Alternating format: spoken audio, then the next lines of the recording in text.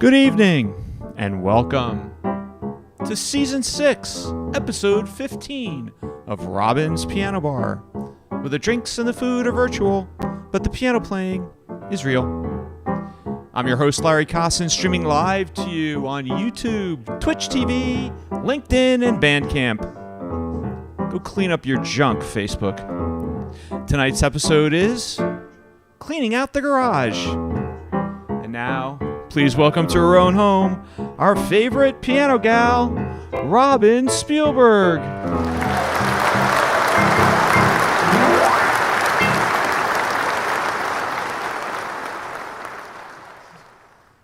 Do you like that, Robin? Clean out your junk, Facebook?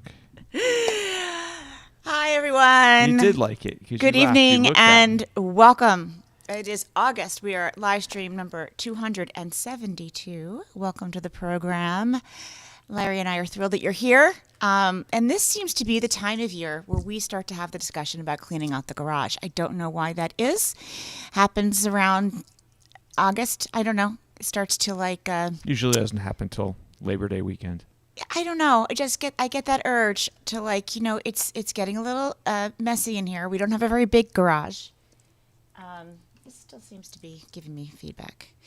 And it just seems that it's something that no one really wants to do. No one ever said, you know what I really would love to do today? Yeah, doesn't really happen. So I started thinking about all the things that end up in the garage. Not necessarily my garage, but maybe yours, maybe mine. So this entire live stream are things that you might find in the garage that kind of piles up, things you kind of save to look at later, sort through later. The first song is an original. This composition goes way back to Songs of the Spirit, 1996.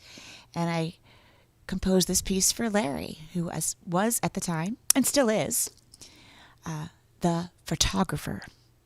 Because photographs, right? That's a big thing on my list. I not only have photographs, we've got slides. I mean, we've got boxes and boxes of slides that we keep saying that we're going to go through one day with a loop and digitize, send them out somewhere to be converted to digital and sent back to us, and so we can look at them online and decide whether or not to print them and put them in an album or just keep them online. I don't know. It's all so confusing. So there's boxes of slides. Here is the photographer.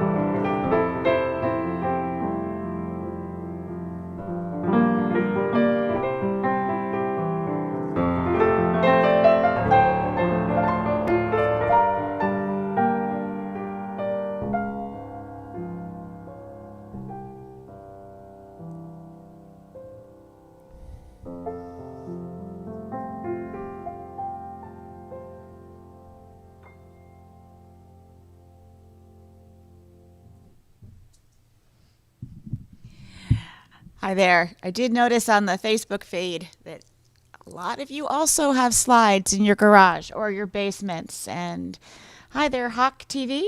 Nice to see you. Cleaning also, not the garage. Okay. I hope you are. I don't know who Hawk Family TV is. Hello. Thanks for watching. And hi, Debbie Sherman. I see that you're here watching and listening as well on YouTube. So if you're just joining us, tonight's live stream is called Cleaning Out the Garage, all the things you might find in our garage and our basements. So here's something that happens in my garage. And I think it happens to other gardeners as well. There are certain flowers, certain plants that do not survive all year round in the zone where I live. So certain flowers like dahlias, we have to pull them up out of the ground before the frost, right? Stick them in a bucket with clean them off, stick them in a bucket with some peat moss or whatever, and just stick them in the garage all winter long. And let them, just go dormant there in the garage. And in the spring, after the risk of frost, go ahead and plant them. But what happens when you forget about those buckets? Well, it's not pretty. I can tell you that. They decay. There might be icky stuff in there. That's happened a few times where I cleaned out the garage and went, ooh, dahlias from 2006. Oh, yeah, not good anymore.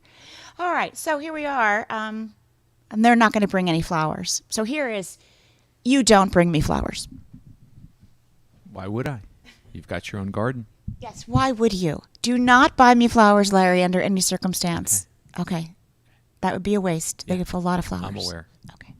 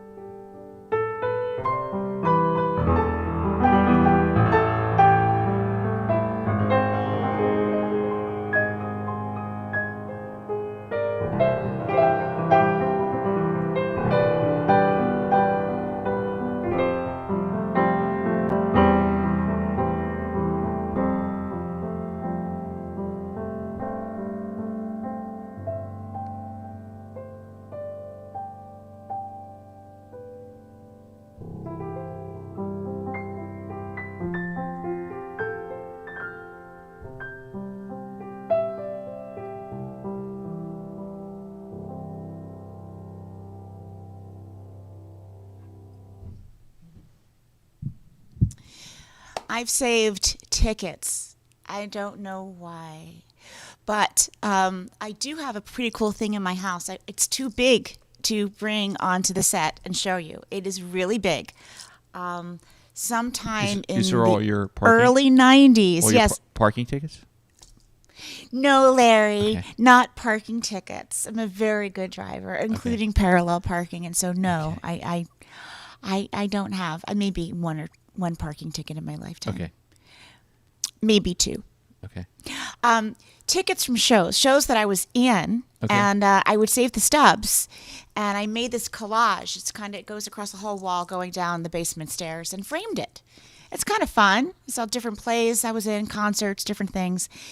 And now, if I do go to a Broadway show or a concert, usually like you get tickets online, you get this stupid you get a QR code. It's not anything cool to save. So I'm kind of glad I saved those. Or am I glad?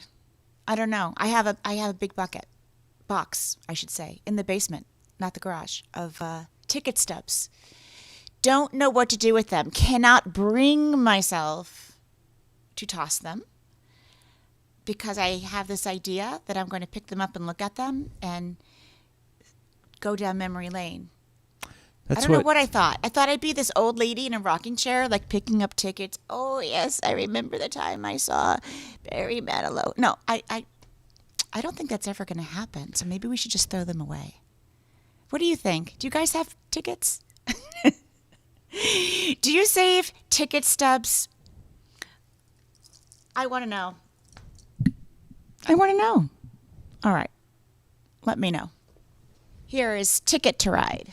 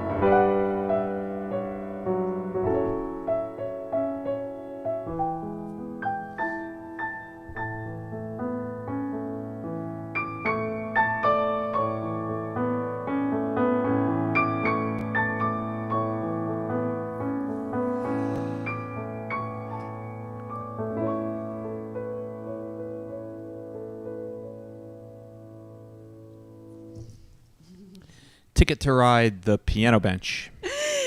Well, look, I'm not alone. I'm seeing these comments come in, and someone else said they saved playbills. And Leonard Perry says hundreds of CDs. Okay, Leonard, I have thousands of CDs. We're in the music business. People send them to us. All the Grammy voting seasons of people sending recordings. Vicky says playbills. So I had lots of playbills, and you might remember that if you've been here a long time with us for Piano Bar, I did have a Broadway. This is only the 272nd. 272. But somewhere back in the hundreds, I believe we did a Broadway one, and I took playbill covers and I pasted them together along the back wall.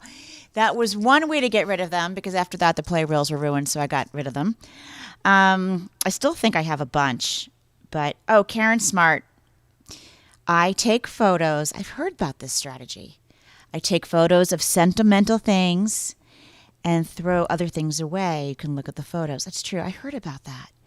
But Vicky says she has ticket stubs, vacation brochures, greeting cards. I didn't put that on the list, but I'd have that too. Oh, Curtis, yep. He does too. Ticket stubs. All right, so this is obviously a very common thing to be saving. Hi, Brett. My friend Brett is here, and he is a total theater rat. He goes to lots of... Brett, do you throw away the ticket stubs? Do you throw away the playbills? What do you do with them? I don't know. I have a hard time getting rid of some of this stuff. Rick Young says that he had ticket stubs of all of the concerts he went to when he was younger, lost them in a move, and sad they're gone. You know, I bet if you go on eBay, you could find a playbill to just about anything. That would be... Not sure about the ticket stubs, but anyway, I do have a box of ticket stubs, and not ready to part with them, but one day. Speaking of other things that you might find when you have to do a garage clean out. We recently, Larry and we were looking for a spare key that we had to our daughter's house. I couldn't find it. I know we have one. I know we have a key. It's somewhere. I went through a drawer, and there were dozens of keys. Seriously, dozens of keys. Now, some I recognized. Some were from like your mom's house, my mom's place. I don't know what these other keys open. I have absolutely no idea. Some are locks, file cabinet keys. I mean, I don't recognize them. We tried them on all the doors. We're afraid to throw them away. We're thinking, oh no, we're going to need this key at some point. It's important. I think I still have the key to the house I grew up in. You do? Probably. It's kind of awesome. But I'll tell you what I do have. I'm not sure anyone else on the live stream has one of these. You tell me if you do, okay? I have saved. I have absolutely no reason for this. Hotel room keys.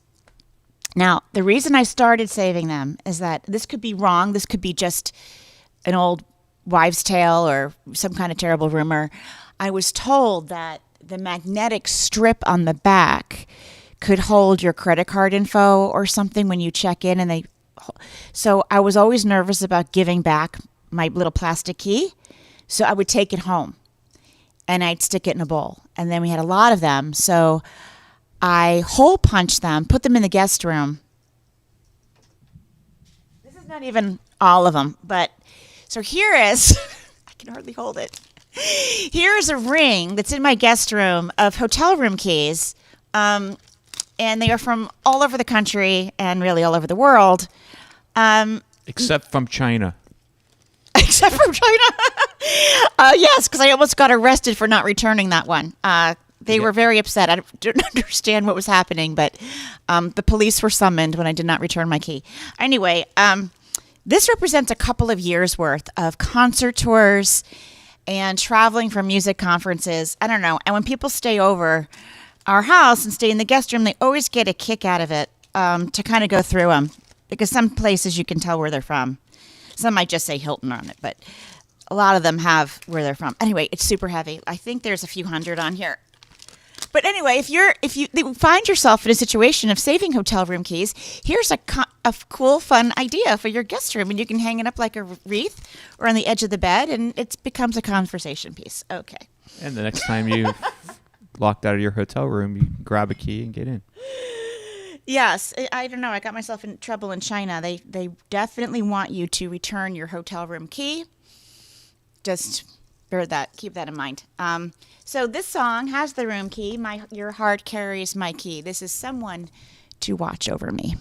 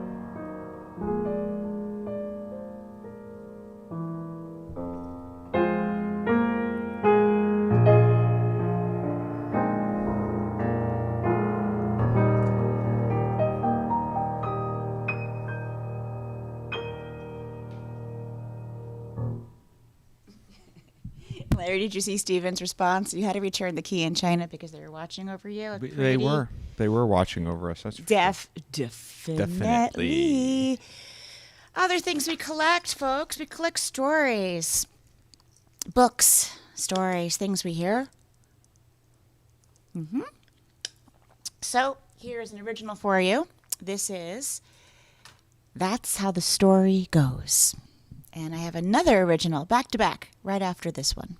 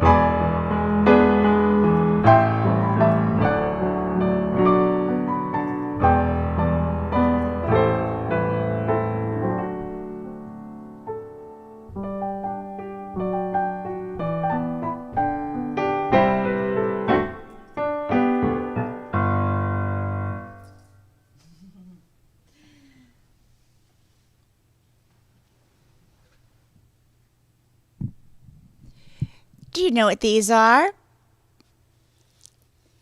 Anyone? You know what they're called? They're called Mineki Nekos. And when I first composed the song Mineki Neko in 1996, inspired by my kittens at the time, Max and Murray,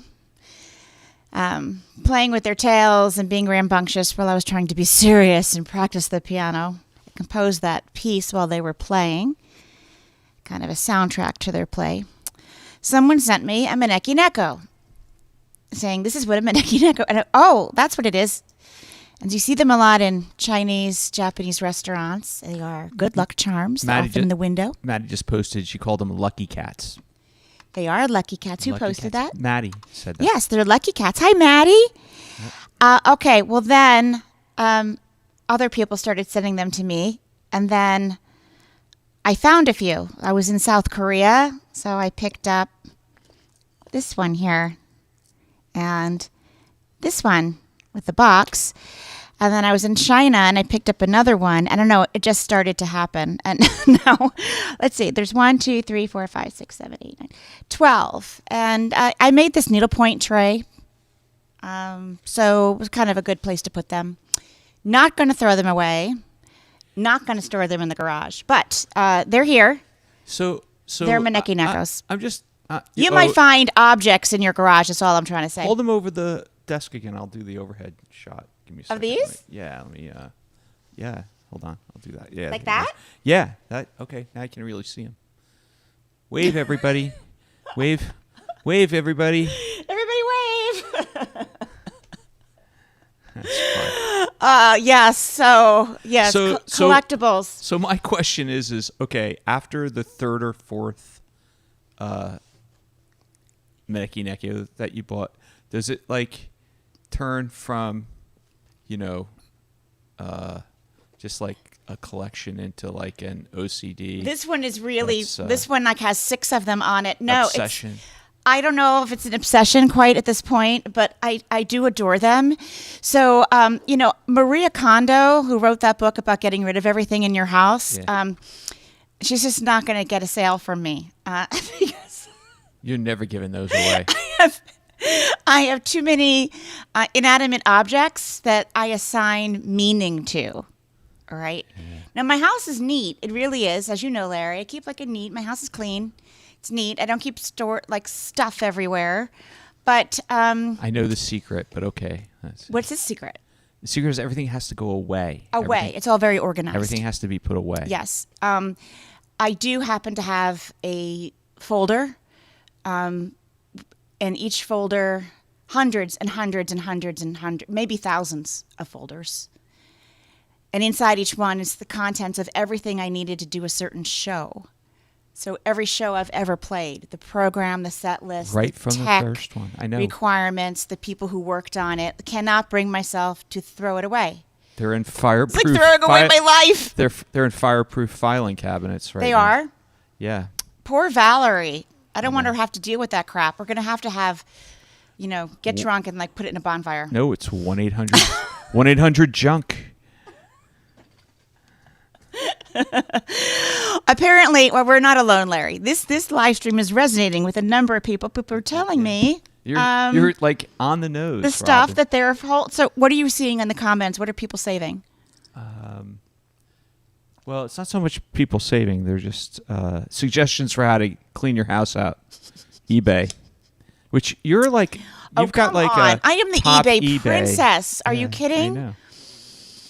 I've sold so many things on eBay. I don't know. Things keep coming here. Anyway, here's Mineki Neko for you.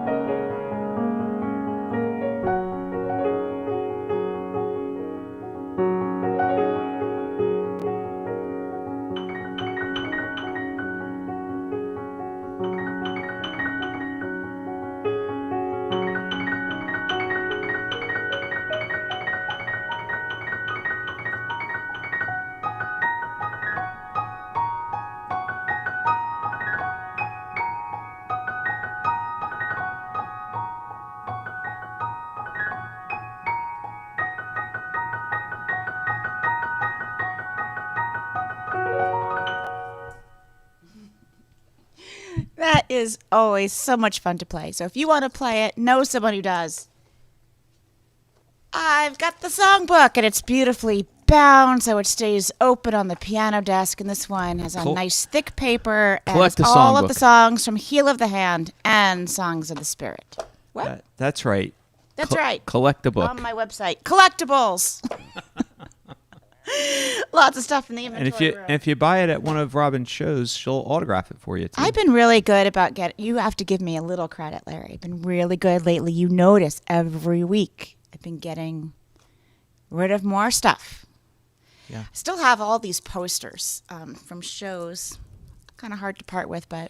So, not that I ever really worry that people are going to attack me on this live stream, because they always do.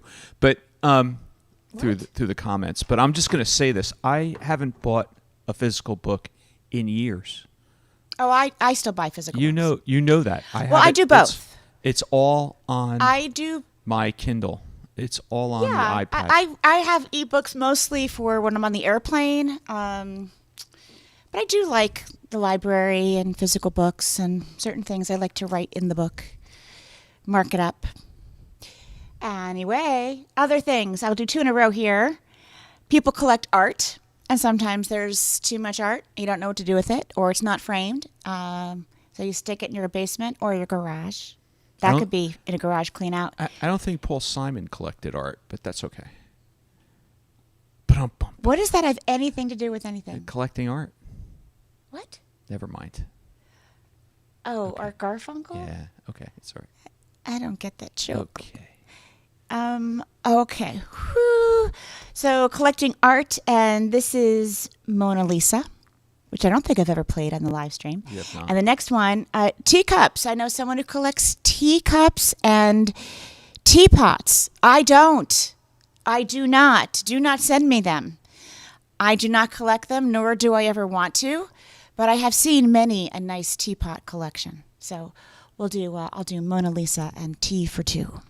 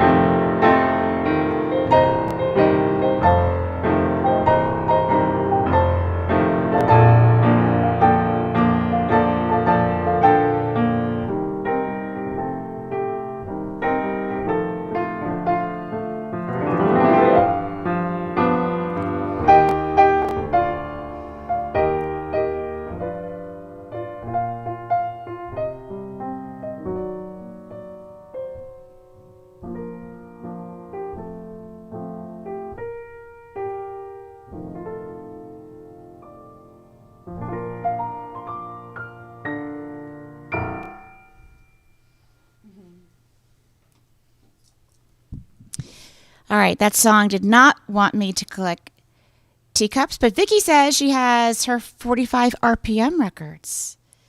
That is pretty cool. That is great.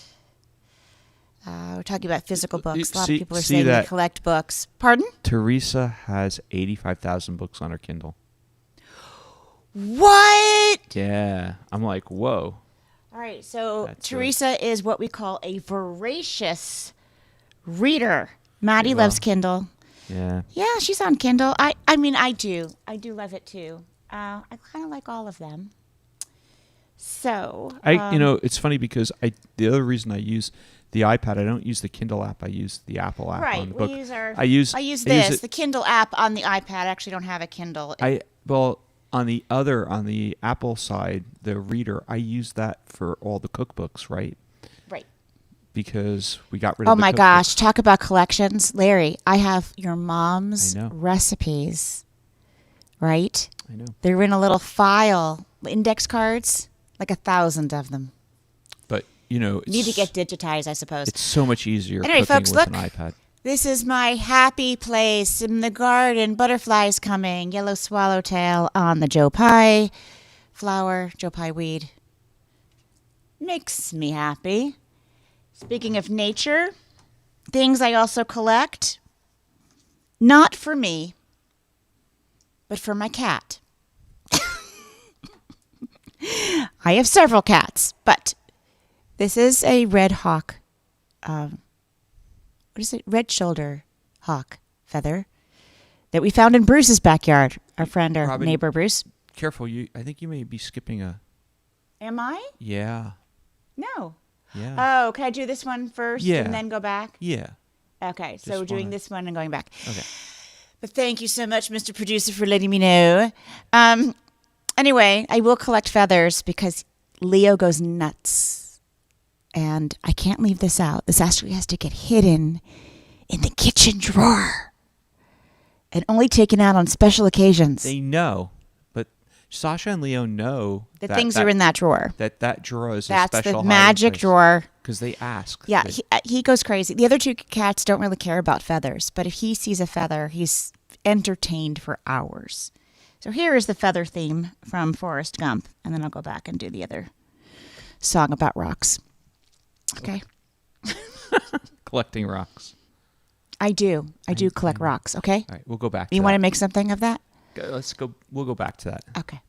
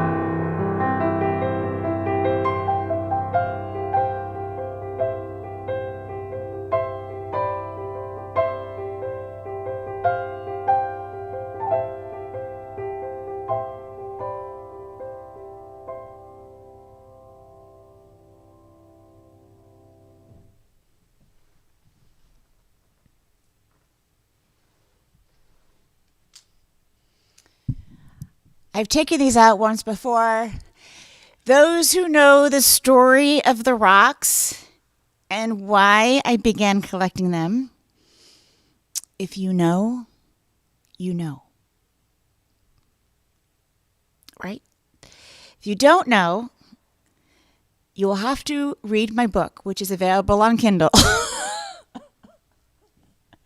and paperback. It's called Naked on the Bench, My Adventures in Pianoland. And there is a chapter about why I have this. These are perfectly polished rocks that I tumbled myself in my rock tumbler as a youth. I have them still as a reminder about something. If you know, you know. And that's all I'll say about that. And this is Flower in the Rock. Oh, it's heavy. Okay. Never going to throw those rocks away, Larry. Never. It's another Valerie problem.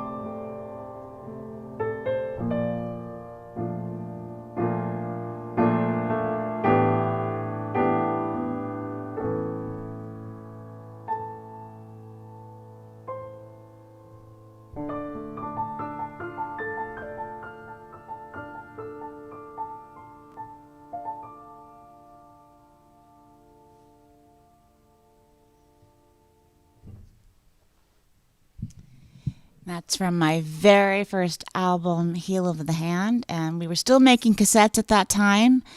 Made cassettes for things right up until about, I want to say, I think 2000, right? Because I saw that Fran posted, I was reading while I was playing, and no, you shouldn't do that. And she said that she has a lot of cassettes. Well, look. We have a lot of cassettes. An unopened Dreaming of Summer. And you know what? I'm glad I saved these. I have a box. I'm now selling them exclusively on my Bandcamp webpage, robinspielberg.bandcamp.com. And I'm noticing that, did you know that artists are now starting to release again on CDs and cassettes? Taylor Swift just announced her album that's coming out in October. There's a pre-sale for cassette copies. Mm-hmm. Yeah, she's recording them one by one.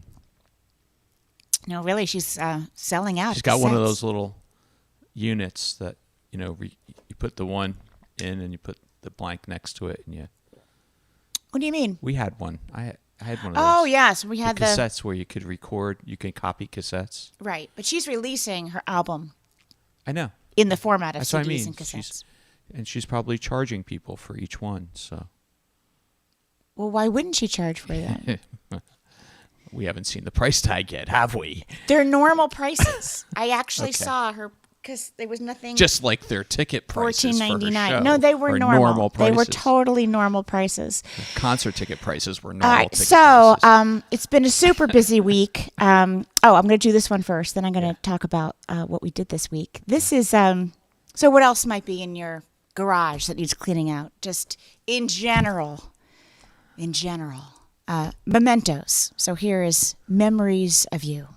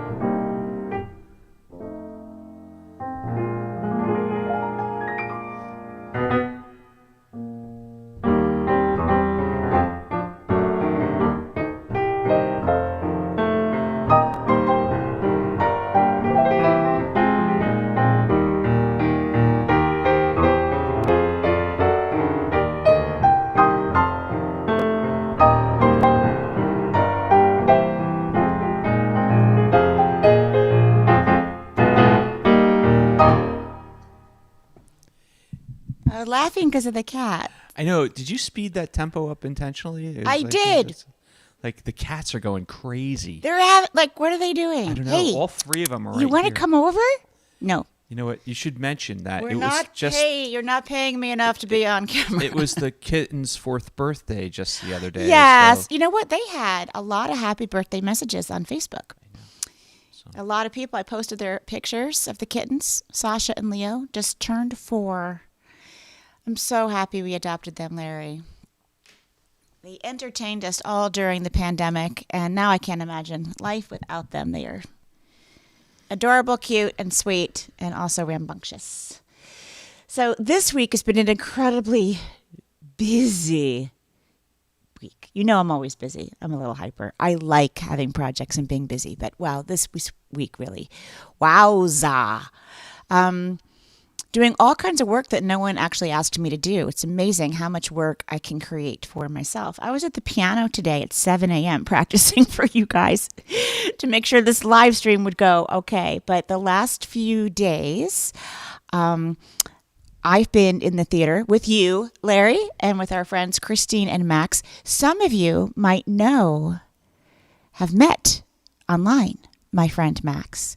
Max, the magician, illusionist. The amazing Max. The amazing Max. Because a couple of times he was Max Darwin over on during our live streams, and we did some tricks for you, some card tricks. Anyway, we are creating a brand new show, which is exciting. And we've been writing it since January. A lot of stops and starts. I think that's to be expected. But we've been writing by Zoom and meeting in person, and I don't know, we're on like the 400th version of our script, and now we just got to the place where we were able to, for the first time, go into a real theater. Thank you, by the way, to Todd at the Appel Center. He gifted us a few days in the theater as a co-commissioner of the project. And so we got to work in a real theater, getting the project on its feet to see how it would be. Started what we call blocking. So we're still reading from the script, but we're figuring out where we're going to go and when and how it's going to work. And we're getting a lot closer. But we've been spending some long days there. So we were there today for a very long day. And then came home. Robin's piano. That's Robin's office for the last 3 days. Yes. That's I have some pictures. It was so awesome in there. And the Appel Center is in York, PA, and it's celebrating its 100th anniversary. It's celebrating its centennial. So super excited for them. So congratulations to the Appel Center. Love going there. I know. I've played there a few times. We've seen our daughter in the Youth Symphony play there. And, you know, our audience, our live television audience, they're always dying to see pictures of me, so I'm going to throw a photograph up of me. So there's me. Is there one of you? There's one of me. There's me. You can see me. I'm right there in the theater, in the house, in the seats. You can see me, you're right? in the seats. Yeah, you see. Yeah. So you can clearly see me behind the camera. Yeah. Right? As usual. Right. So. Well, anyway, this next song I'm playing actually for Max because he gave me a ride home yesterday. And throw up a picture. This song came on the radio. There's Max on stage. That's the view that that Robin and Max saw for the day. Are you okay, Rob? Yes. It's a little humid in here. Things falling apart there? No, the piano desk got a little stuck. Okay. Anyway, Max gave me a ride home. It started to rain. We got caught in the rain. All of us got caught in the rain. But the song came on the radio. We started to laugh because the song is called The Joker. Do you remember that song, Larry? The Steve Miller Band? I do. All right. It kind of sounds terrible on piano, so bear with me. It's really not a piano solo song. I am going to play it anyway. But we were laughing because I remember when this song came on the radio, Max and I were talking about how this was a really naughty song, right? He's a joker, he's a smoker, and he's a midnight toker. He takes his loving on the run. I remember it being kind of a naughty song. And compared to what is on the radio now, like if you're not listening to your own collection, if you're just listening to talk radio or your own collection of your music or 60s on 6 or 70s on 7, you wouldn't know about this. But if you just put on FM radio, it's somewhat shocking. The language. Yeah. It's I mean, unreal. We're just showing our age. Maybe. But here we are. The Joker, there's a line in it. What does it say? Something about an ashtray. Or smoker. He's a smoker. So you know what? When you clean out your garage, Get rid of those ashtrays. what did I find in my Ashtrays. parents' garage when I helped clean that one out years ago? Ashtrays. Ashtrays. Not because my parents were smokers, but because people came over and they smoked and you needed ashtrays in your house. And there were some like from hotels with the hotel logo on them, or you would go to even, on vacation. And instead of collecting, a memento, a postcard, a shot glass, a mug or something, a coffee cup, people collected ashtrays that had, the logo and the name of the place where they were staying. I don't know the last time I saw an ashtray like in any kind of shop. So anyway, if you're a collector of ashtrays, that might be something to get rid of. Or maybe they're really valuable now. I don't know. Here's the Joker. Maybe I'll play it quickly. Smoking will come back in vogue.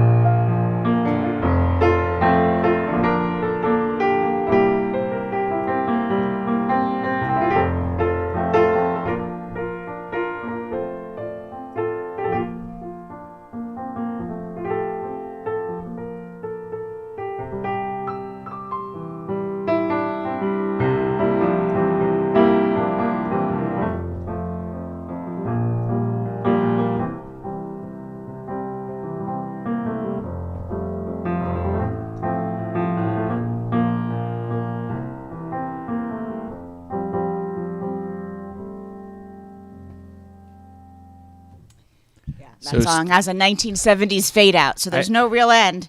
I just have to say, Stephen mentioned that some of us are old enough to remember that cars used to have ashtrays. Well, every car had a lighter, a cigarette lighter. Yeah. Like, how crazy is that? They all had cigarette lighters. And, right. Ashtrays in the front and the back seat. Right. They all had cigarette lighters because everyone smoked. Right. You know? Right. I mean, not only was the vehicle itself dangerous, but they put what? something inside to. I remember, if Larry, the car didn't kill you, the smoke was going to kill you. I think in our first apartment, we had like a fishbowl full of matches, maybe, that we collected. And people gave those out like at, Right. I think we might have done it too, at our wedding. When you went to a wedding. I think we did give out you got it. Yes. You got a matchbook with the name of the bride and the groom and the date. Yeah. Right? Right? Yes. We did. Now that we think about it, it's kind of bonkers. Here, have another smoke. I don't think I did it for smoking. I thought, well, people would light candles in their houses. I don't think that was the reason. People they needed matches to light their cigarettes. Have a cigar. Have another smoke. Maybe. All right, well, here's something I collect, and it's not now in the garage. They were a little bit some of these things were in the garage because they smelled a little musty because they came from antique stores, but I am a bona fide, and I admit this, your friends, so I can tell you. I'm a sheet music junkie. You see me here with the iPad. I often will scan the hard copy sheet music to a PDF so I can have it on here and not have paper.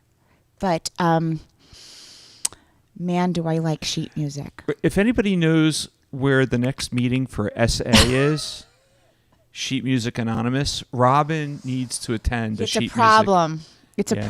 It's a problem because if I go to an antique store. It is a problem. I find sheet music and I'm like, oh, I love the art, usually on the cover, and the large format. Something will be like from 1917, large format, and no one arranges the music like that anymore. Usually people, I don't know, they just, through Hal Leonard, it's very basic, just, I don't know. A lot of the arrangements are just unique. And because they come from these old bookstores and antique stores, they're musty, and I'm allergic to mold, so they end up in the garage. And then I'll have a day where I wear a mask. I try to air them out in the sun and get rid of the mold with like a demold thing with the washcloth, and somewhat successful. So some of them are now in the house on bookshelves. That's how you made friends with Skip, who. That's how I made friends with Skip, because he owns store. that store. He felt so bad for me when I spent like 5 hours in there and couldn't decide. He just gave me a box of sheet music to get rid of me. He's like, here, no one ever comes and wants any of this. Just take it. I'm like, really? Really? He's like, yeah, you can have it. I know it's a problem when I haven't sorted through it all yet. And I found these folk songs of Pennsylvania from the 1870s, and that's next on my list. I've got to get through those. Anywho, I know no one buys sheet music anymore, but boy, did I love going to Carl Fisher Music downtown in New York City. Enormous store filled with sheet music. One of my favorite places to be. Yeah, people buy it. I mean, I have songbooks. People buy sheet music, but it's more PDF and music notes, e-readers, but the old style sheet music, that's what I really love. So here is the song made famous by Barry Manilow, although he didn't write it. Bruce Johnston wrote it. I write the songs. Barry Manilow got a lot of flack for singing this song because people said, oh, you're so conceited. You're singing about, you write all the songs that are so great. That's not what the song is about. The song is about music. Music makes the world sing, not Barry Manilow. Although Barry Manilow in another way makes the world sing, but that's different. Dave Carroll wrote, Karen needed a clean piano room. Piles of music covered everything.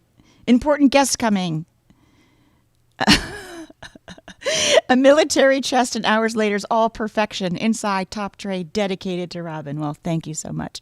Yeah, this room has also been a cyclone at times. You haven't seen it that way, but sometimes when I'm preparing for a live stream, you don't see it. It's just everywhere because I'm looking for things. It's everywhere, and then I make cards or look for cards, and it's chaos. And then all of a sudden, it's showtime, and it's all back. It's all normal again. Here is I Write the Songs.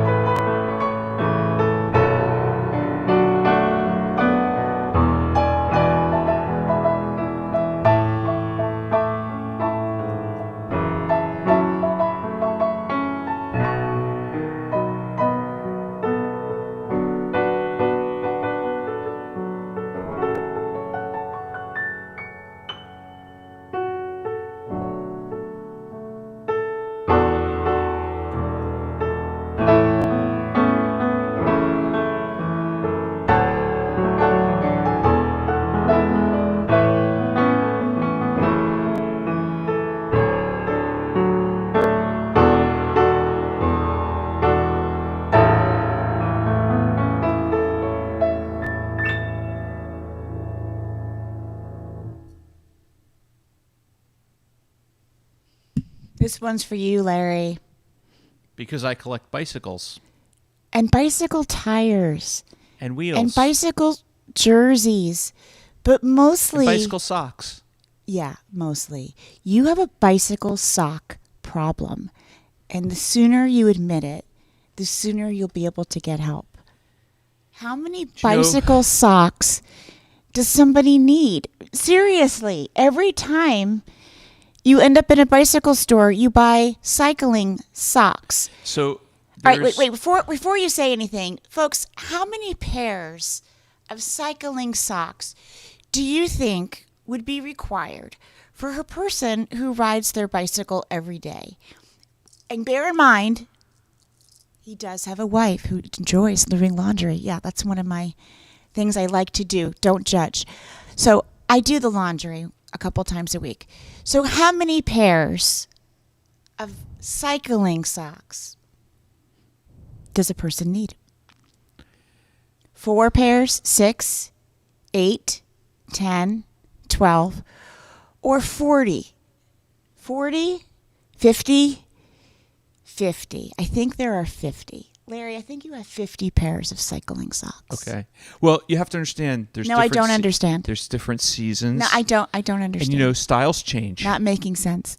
Just like fashions change in the cycling world. It's not like words are coming out, but it's like word salad. I love you. And all your socks, too.